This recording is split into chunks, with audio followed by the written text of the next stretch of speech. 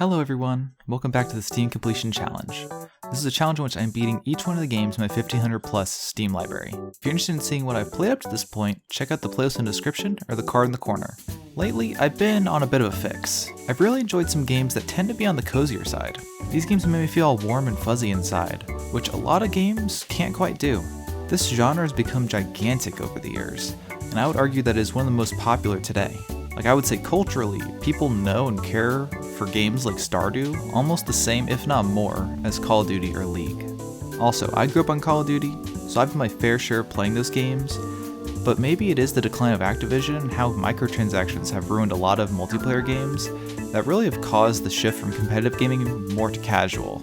But nonetheless, I know why you're here, to see what's in store in these 3 cozy games.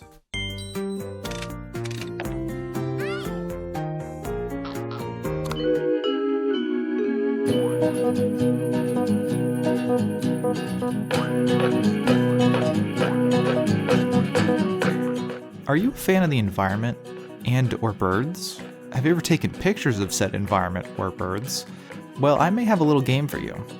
In Alba, a wildlife adventure, you can fulfill both of those needs at once. Released in the winter of 2020, this game takes you on a journey into a small island with lots of wildlife to find and photograph. This game definitely fits the whole cozy, wholesome vibe that its Steam description advertises. The art style is colorful, the characters are all stylized. It's just a visually nice game to look upon. But in terms of gameplay, there is more than just staring upon the screen.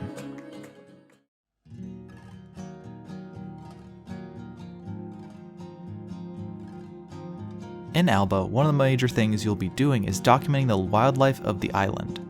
You do this primarily by taking photos of animals on your phone. Doing so is very easy and is quite forgiving for newer players.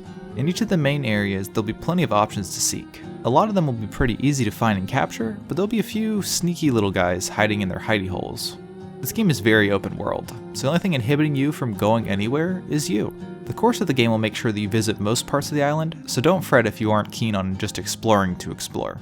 One of the main games I can compare this to is Pokemon Snap, as taking pictures of animals is the main gameplay loop. The only difference here is the real life implications of the animals, and the open world aspect in comparison to Pokemon Snap's on-rail shooter style. One of the more notable things about this game in comparison to the others in this video are the interactable characters. As this game is more story focused, you will learn more about the ins and outs of some of the island folk. They are going to be main quest givers as well, so be advised to seek out the people that you see. So let's dive into the main story of Alba.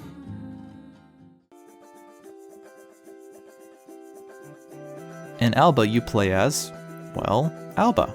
She's a young girl visiting her grandparents on an island for a week. One of the things her grandfather loves to do is take photos. So to pass on his favorite pastime, he grants her a phone to help in taking photos of the island's bird population. He hints that there are some animals out there that he hasn't seen in a long time, and hopes that we may be able to see them out in the wild. As a sort of welcome to the island, there's a party held on a smaller island of the main island. Here we meet up with Ines, one of our friends from years past, and immediately go exploring around. In doing so, we find a dolphin who's caught in some netting. So we set out to find some people to help us free our new friend and get him back into the ocean. After doing so together with Ines, we decide to start a wildlife rescue league. From here on, over the next couple of days, we were tasked with helping animals, taking photos, and cleaning up the island. And that sets the course for the rest of the game. We were mostly set free to take pictures and check out the town and the rest of the island. And over the course of the next couple of days, we were able to learn a lot about the wildlife within the island and ways that we can help, some small and some big. One of the main things this game strives to make a point is that anyone can help the environment, whether that is in a small local way or in a more substantial wider way. And it reminds us that regardless of how big or small, it is important and meaningful to do. I think that there's more that we all can do, but of course one of the major things that impacts our environment is a lot larger than you or me. I feel that I've always been environmentally conscious, but this game has several moments where it can offer some alternative ways of thinking to help with our surroundings. So if you have the environment on the mind, or you just enjoy taking photos of birds and other wildlife, I see value in this title.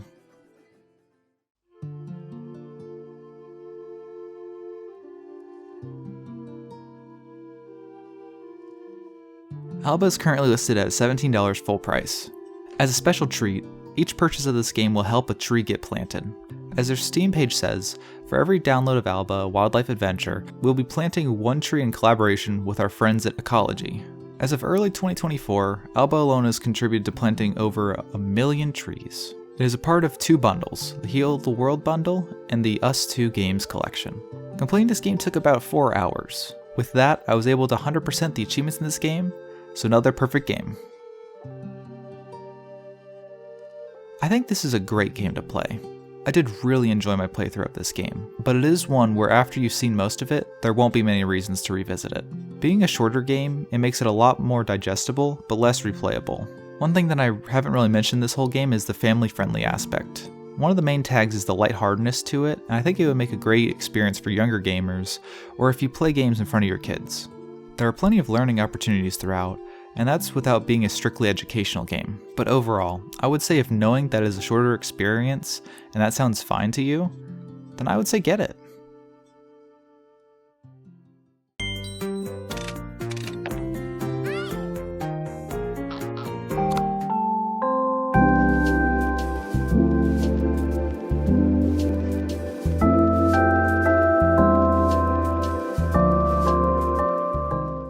Calico, according to its Kickstarter page, is a silly and cozy cat simulator where you pet cats, decorate your cafe, and hang out with witches and magical girls. The Kickstarter started in April 2019, where it more than doubled its goal of 30,000. The very first Wholesome Direct back in 2020 featured a trailer for Calico. The release date mentioned was October of 2020, but it was pushed back to December of 2020. This is where I first discovered the game. I was watching the Direct with Stranger, and she showed a lot of interest in the game. I ended up buying it for her while it was on sale. Then a few months later, I got it on Humble Bundle.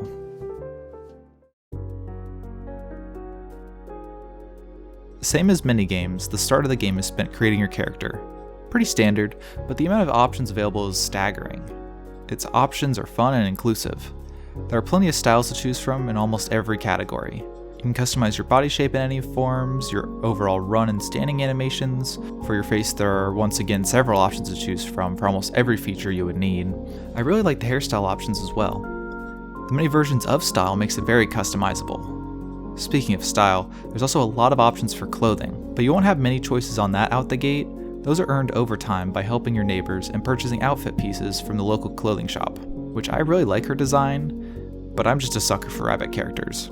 Anyways, there are a couple shops that you'll get most of your stuff from. You can get most of the stuff each day as well, since gathering money is pretty easy. There are two main ways. One is by doing quests for your neighbors, the other involves selling treats at the cafe. Speaking of your cafe, you also get to decorate your cafe however you see fit. In the tutorial, it will be a bit specific, but once you get through it, you can change it to your heart's extent.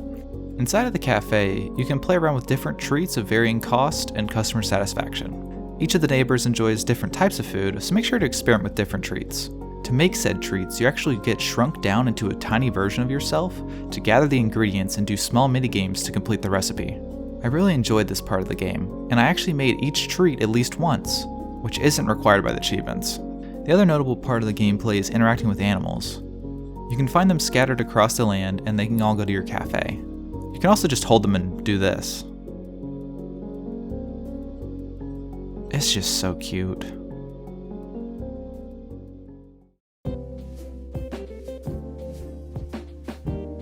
So, you are the owner of a cat cafe. In this adventure, the main goal is to find and love on some animals. You do this alongside managing your cafe for your island's townfolk. There isn't a huge emphasis on an actual storyline to follow, but just a series of quests that will open other parts of the larger world. The main draw for this game is definitely the cute characters, the customization, and the plentiful animals to engage with. One of my favorite animals I came into loving was this giant red fox that you can ride. Not only was it fast, but just so cool. One of my overall favorite moments of the game was coming into contact with this lighthouse area. The vibes are just unreal and immaculate. Literally over the course of the game, anytime I went here, I would turn off all of the overlays and just slowly pan the camera over the scenery as my character walked around in its grassy flower fields. Overall, the lack of an intense story is not at all a downside, just something that was not crucial to this game.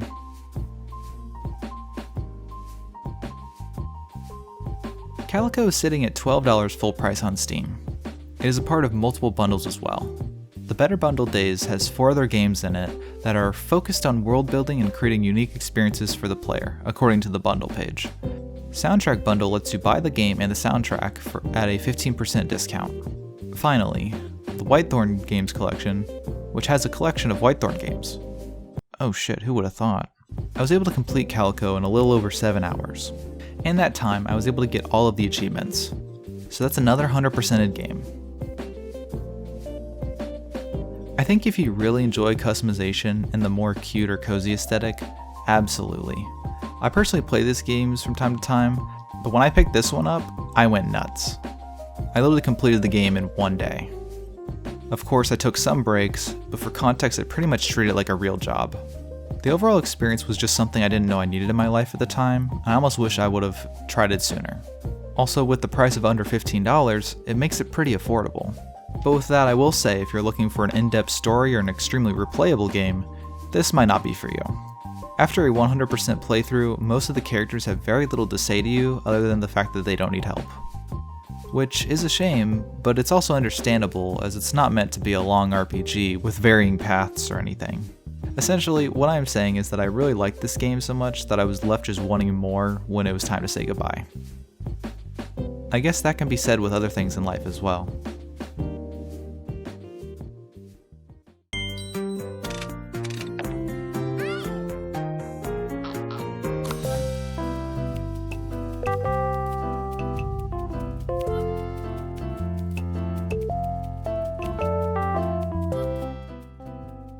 Plantera was released by Vera GTP in January of 2016.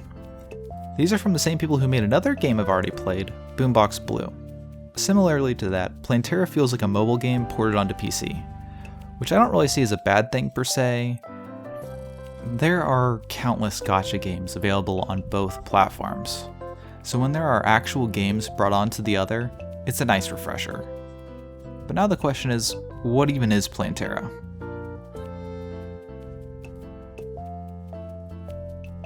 The game plan Plantera is focused on a very simple idea. You make produce, you make money from the produce, and you use that money to buy stuff that makes produce.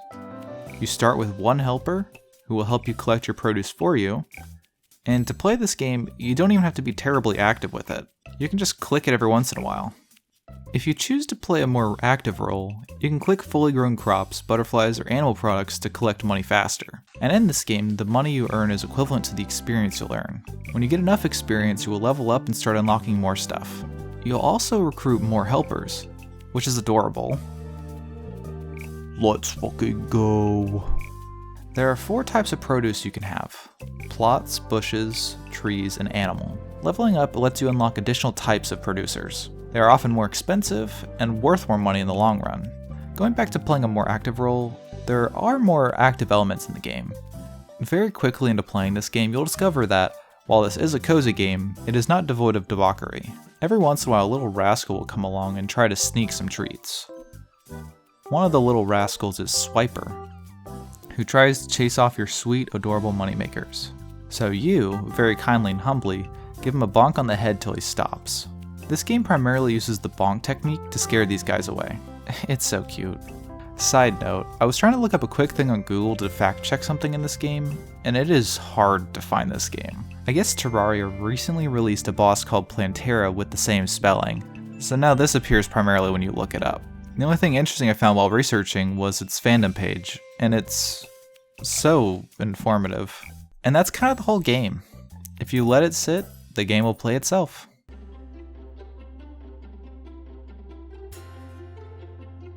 The purpose of this game is to continue to expand your farm and be happy while playing this game. This is peaceful. For some people, video games are a way to relax after a long day of work, a reprieve to the stresses of everyday life. And Plantera was just that for me. A place where I can watch my garden get bigger and bigger.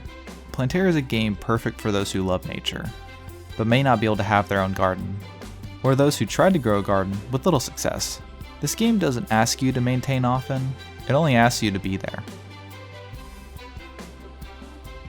It is $3 full price, and the achievements are really easy achievements. The achievement with the lowest percentage of players that achieved it is 16.6%.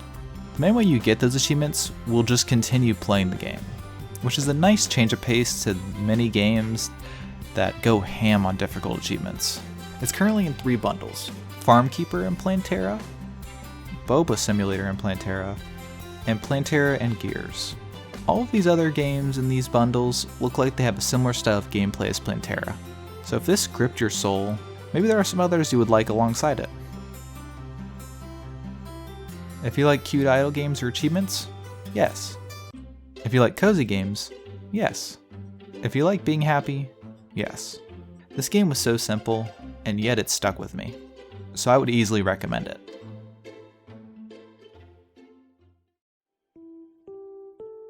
Well, that's it for the games today. Another 3 down on my quest to beat my Steam library, which is growing. Out of today's games, here's how I'd rank them. I had a really good time with each of these, but I figure it's good to put one over the other, in case you were all thinking of just picking up one. Or maybe none at all. You can be the judge of that, of course. Anyways, thank you to Stranger over on Patreon for your continued support. If you enjoyed this video, please consider giving my channel a subscription. It would help out a lot and I would really appreciate it. Well, until next time, friends.